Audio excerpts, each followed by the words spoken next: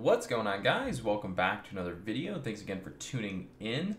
Today we're going to do a little trade recap, show you guys some of the trades we made. Sorry there's no video. For whatever reason, OBS and my camera are no longer communicating properly. They must have gotten a fight, so we're just going to be rocking and rolling, no camera, but let's jump in and look at some of the trades we did. So this is a day's P&L, so made about 600 bucks or so. Really the big trades were DLPN and AMC, which really weren't even big trades, but overall they were executed really nicely. So let's jump into that. It should be very important for you guys to learn. Make sure to thumbs up the video, share the video, because it should help a ton of people really get the hang of how to pick price targets and entries and exits and so on. So we'll start here with AMC. So pretty much in a nutshell, what we did with AMC was short AMC here. Ended up covering in this bottom. Obviously, hindsight 2020, seeing this move would have been significantly better, but trading is trading. So regardless, we picked this to be the top location for the day on AMC. You can see this red line and this red line are put there for a reason. So I'm going to show you why we picked this red line and this red line to be our selling zone for AMC and the top tick for AMC on the day. And it also had to do with watching GameStop. In this current market, you have to watch AMC and GameStop simultaneously because GameStop selling pressure or buying pressure usually results in selling pressure or buying pressure on AMC. GameStop is like AMC's big brother in this market. So that being said, let me show you how we decided to pick that as the top location for AMC on the day. All right, so really the trade, again, I'll cover the trade a little bit more detail here in just a second. So actually did 3 trades with AMC today, did one long down here, took it off on this pullback, and then it obviously went up, right? So ideally we wanted to be long and run it up to 1060. I failed on that one. We took a short scalp here, shorted the top of these candles, we covered the bottom of those candles, and then we re-shorted the top of the market here and then covered the bottom market here, missed the bigger drop. Story of my life. So what we ended up doing was we woke up this morning pre-market, we look at AMC, we go to the 180-day 4-hour chart, super common time frame that you should definitely use.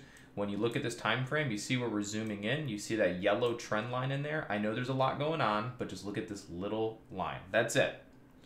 Basically, that was our short level. So as the price of AMC ran back up into 1066, we wanted to be short.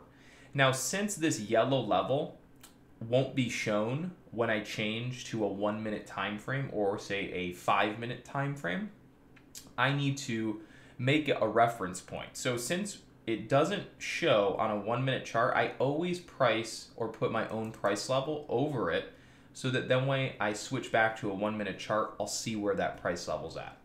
And then also we use the daily chart, one of our next most common time frames, and we would come to find that there was also a half deviation resistance mark here as well at the price of, it was actually a little higher earlier, but 1070 here, okay? So when we go look at the 1-minute chart, we have found our longer term trends, okay? And when you look at the 1-minute chart, what does it look like? That's exactly where it topped. So we use these red levels as a reference point so that when we go into the 1-minute chart, we can see where those long-term trends exist. See, the 1-minute, 1-day chart trend, these are the trends, these lines, okay? But the longer term trends are actually at this price. So we use long-term trends to figure out where the top of the market would be for AMC today. And when it got there, we would sell short into that market and profit as it ends up coming down.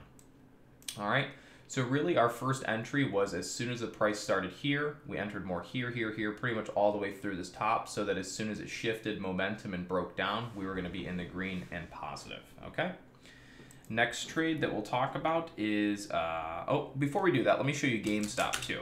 So our analysis for today was that GameStop top was going to be at this 193 price. And you'll see that GameStop, when GameStop topped, AMC was pretty close to topping out as well, right? So if you look at its 1002 here, GameStop tops out. We go over to AMC. And at what time? Let's see, at 10:02, we reached the top. We trickled up a little bit more, but then we sold off. So you can see GameStop was selling down. AMC was still going up a bit, but then shortly thereafter, AMC followed the same fate as GameStop, which was going down. Now what I want to show you is the other trade we did on DLPN. So DLPN is a little psychology based with some technical analysis.